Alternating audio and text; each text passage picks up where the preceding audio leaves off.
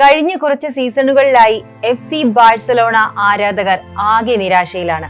അവരുടെ സൂപ്പർ താരം Lionel Messi കളം വിട്ടതോടെ തുടങ്ങിയ കഷ്ടകാലം കഴിഞ്ഞ സീസൺ വരെ അവരെ പിന്തുടരുന്നുണ്ടായിരുന്നു. മെസ്സിക്കൊപ്പം യൂറോപ്പിലെ സുവർണ തലമുറയും കളം വിട്ടതോടെ ബാഴ്സയ്ക്ക് അടിതെറ്റി. അതിനൊപ്പം എത്തിയ സാമ്പത്തിക പ്രതിസന്ധിയും കൂടിയായതോടെ ബാഴ്സ നിലയില്ലാ കയത്തിലായി. ഒപ്പം നടത്തിയ ട്രാൻസ്ഫറുകളെല്ലാം പാളുകയും ചെയ്തു. ലയണൽ മെസ്സി പോയ ശേഷം ഒരു തവണ മാത്രമാണ് അവർക്ക് ലാലിഗയിൽ ചാമ്പ്യന്മാരാകാൻ കഴിഞ്ഞത്. ചാമ്പ്യൻസ് ലീഗിൽ എടുത്തു പറയത്തക്ക ഒരു നേട്ടവും ഇക്കാലയളവിൽ അവരെ തേടിയെത്തിയിരുന്നില്ല. അപ്പോഴെല്ലാം അവരുടെ ചിരവൈരികളായ റയൽ മാഡ്രിഡിന്റെ തേരോട്ടമായിരുന്നു. നിലവിലെ ലാലിഗ ചാമ്പ്യന്മാരും ചാമ്പ്യൻസ് ലീഗ് ജേതാക്കളുമാണ് റയൽ മാഡ്രിഡ്. ഒപ്പം കിലിയൻ എംബാപ്പയും എൻട്രിക്കും അടക്കമുള്ള വമ്പൻ ട്രാൻസ്ഫറുകൾ. സാന്റിയാഗോ ബെർണബ്യൂവിൽ നിന്നും ശുഭവാർത്തകൾ നിരന്തരം കേൾക്കുമ്പോൾ അപ്പുറത്ത് നൗ കാമ്പ് ആരാധകർ ആകെ മൗനത്തിലായിരുന്നു. കറ്റാലന്മാരുടെ തലയ്ക്കു മുകളിൽ തൂങ്ങി നിന്ന സാമ്പത്തിക പ്രതിസന്ധി അവർക്ക് ഇരുതല മൂർച്ചയുള്ള വാളായി. നൗ കാമ്പിൽ കളിക്കാൻ മോഹിച്ചു വന്ന ഇൽക്കെ ഗുണ്ടോഗനെ പരമാവധി നാണം കെടുത്ത് ടീമിൽ നിന്നും പുറത്താക്കിയതും ഇതിനിടയിൽ തിരിച്ചടിയായിരുന്നു. ട്രാൻസ്ഫർ മാർക്കറ്റിൽ ഇക്കാലയളവിൽ ബാഴ്സ നേരിട്ട വെല്ലുവിളികൾ ചില്ലറയല്ല. ഈ സീസണിലെ കറ്റാലന്മാരുടെ ഏറ്റവും വലിയ ടാർഗറ്റായ നീക്കോ വില്യംസിനെ ഒരു വിധത്തിലും ടീമിലെത്തിക്കാനായിരുന്നില്ല. ഡാനി ഓൾമോ വന്നത് മാത്രമായിരുന്നു ഏക ആശ്വാസം. എന്നാൽ ലാലിഗ സീസണിലെ ആദ്യ 7 മത്സരങ്ങൾ പിന്നിടുമ്പോൾ തികഞ്ഞ ആത്മവിശ്വാസത്തിലാണ് ബാഴ്സ ആരാധകർ. വിമർശനങ്ങളെയെല്ലാം കാറ്റിൽ പറത്തി ഒരു പോയിന്റ് പോലും നഷ്ടമാകാതെ വ്യക്തമായ ലീഡോടെ 1ാം സ്ഥാനത്താണ് ബാഴ്സ. ഹാൻസി ഫ്ലിക്ക് എന്ന ജർമ്മൻ പരിശീലകന് കീഴിൽ ഒത്തൊരുമയോടെ കളിക്കാൻ ബാഴ്സയ്ക്കാകുന്നുണ്ട്. പൊടി പിടിച്ചു പോയ ടിക്കി ടാക്കയെ അവർ ചരിത്ര താളുകളിലേക്ക് എഴുതി ചേർത്ത് അടച്ചു വെച്ചു കഴിഞ്ഞു. പകരം ആക്രമണത്തിന് ആക്കം നൽകുന്ന ഫ്ലിക്കിന്റെ പുതിയ രീതിയെ ടീമിൽ സന്നിവേശിപ്പിച്ചു. സീസൺ തുടങ്ങിയിട്ടേ ഉള്ളുവെങ്കിലും ഹാൻസി ഫ്ലിക്കിൽ ബാഴ്സയ്ക്ക് പ്രതീക്ഷകൾ മുളച്ചു തുടങ്ങിയിരിക്കുന്നു. ആരവങ്ങളും കിരീടങ്ങളും അധികം വൈകാതെ നൗ കാമ്പിൽ വന്നണയുമെന്ന് ബാഴ്സ ആരാധകർ വിശ്വസിക്കുന്നു. വെറും 7 മത്സരങ്ങളിൽ നിന്നും 23 ഗോളുകളാണ് അവർ അടിച്ചുകൂട്ടിയത്. ഇതിൽ 22 എണ്ണവും നോൺ പെനാൽറ്റി ഗോളുകളാണ്. 7 ഗോളുകളുമായി ബാഴ്സയുടെ സ്റ്റാർ സ്ട്രൈക്കറായ റോബർട്ട് ലെവൻഡോവ്സ്കി നിറഞ്ഞാടുകയാണ്. ഒപ്പം ക്യാപ്റ്റന്റെ ആംബാൻഡ് അണിഞ്ഞ് ബ്രസീലിയൻ താരം റഫീനിയും.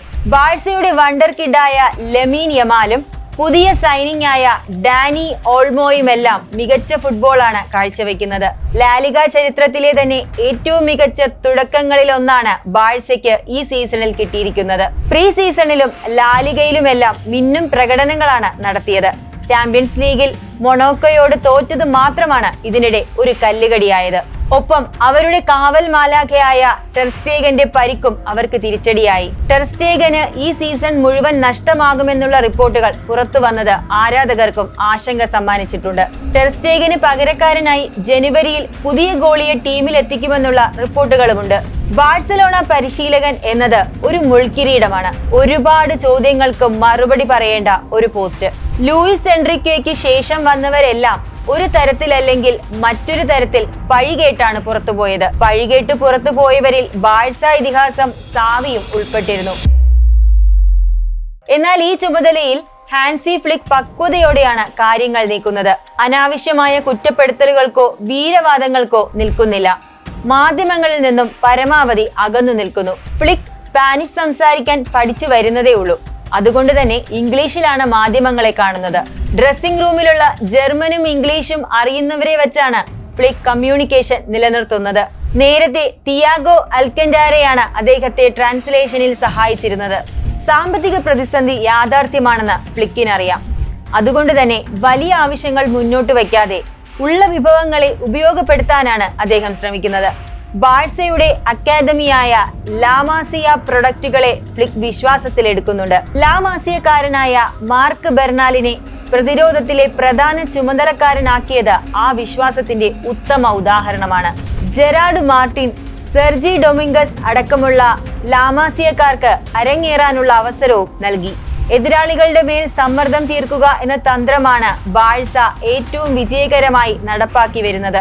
എതിരാളികളുടെ ഗോൾ പോസ്റ്റിനടുത്ത് നിന്നും പന്ത് പിടിച്ചെടുക്കുക എന്ന കോച്ചിന്റെ ആവശ്യം താരങ്ങൾ നടപ്പാക്കുന്നുണ്ട്. മുന്നേറ്റ താരങ്ങളായ റാഫീനയും ലാമീൻ യമാലുമാണ് ഇതിന് ചുക്കാൻ പിടിക്കുന്നത്. ഒരു കാലത്ത് ബാഴ്സയുടെ എഞ്ചിനായിരുന്നത് ഡിഫൻസീവ് മിഡ്ഫീൽഡർ ആയിരുന്ന സെർജിയോ ബുസ്കറ്റ്സ് ആയിരുന്നു. ബുസ്കറ്റ്സിന്റെ കാലുകളിലൂടെ അല്ലാതെ ഒരു മുന്നേറ്റമോ നീക്കമോ ബാഴ്സയിൽ സംഭവിക്കുക എന്നത് അപൂർവമായിരുന്നു. ഏറെക്കാലത്തിന് ശേഷമുള്ള സേവനത്തിന് ശേഷം ബുസ്കറ്റ്സ് ക്ലബ്ബ് വിട്ടുപോയതിനു ശേഷം ബാഴ്സ അന്വേഷിച്ചത് മറ്റൊരു ബുസ്കറ്റ്സിനെ ആയിരുന്നു. പലരെയും ആ പൊസിഷനിൽ പരീക്ഷിച്ചു നോക്കിയെങ്കിലും ശരിയായില്ല. മാർട്ടിൻ സുബിമെന്റെയും അമാദു ഒനാനും അടക്കമുള്ളവരെ കൊണ്ടുവരാനും നോക്കി. മുൻ കോച്ചായ സാവി നേരിട്ട ഏറ്റവും പ്രധാന പ്രശ്നവും ഇതുതന്നെയായിരുന്നു. എന്നാൽ ഒന്നും നടക്കുന്നില്ലെന്ന് കണ്ടതോടെ ഫ്ലിക്ക് ഡിഫൻസീവ് മിഡ്ഫീൽഡറുടെ ആ റോൾ തന്നെ പൊളിച്ചു പണിയുന്നതാണ് നാം കാണുന്നത്. മുൻനിര താരങ്ങൾ ഹൈ പ്രഷർ രീതി സ്വീകരിക്കുന്നത് കൊണ്ട് തന്നെ ഡിഫൻസീവിൽ അധിക ഭാരം വരുന്നില്ല. ചുമതലകൾ ഒരാളിൽ മാത്രം ഒതുക്കാതെ ഡിഫൻസീവ് മിഡ്ഫീൽഡറുടെ പണി വീതിച്ചു കൊടുത്ത് പുതിയ രീതിയും കണ്ടെത്തി. ഇത് പുതിയ ബാഴ്സയാണ്. കഴിഞ്ഞ കാലങ്ങളിലേറ്റ നാണക്കേടിന്റെ കറകൾ പുതിയ വിജയങ്ങൾ കൊണ്ട് അവർക്ക് മായ്ക്കണം. അതിനുള്ള തയ്യാറെടുപ്പിലാണ് ബാഴ്സലോണ, ഒപ്പം ബാഴ്സയുടെ ആരാധകരും. യഥാർത്ഥ പോരാട്ടം ഇനി ആരംഭിക്കാനിരിക്കുന്നതേ ഉള്ളൂ. നമുക്കും കാത്തിരിക്കാം.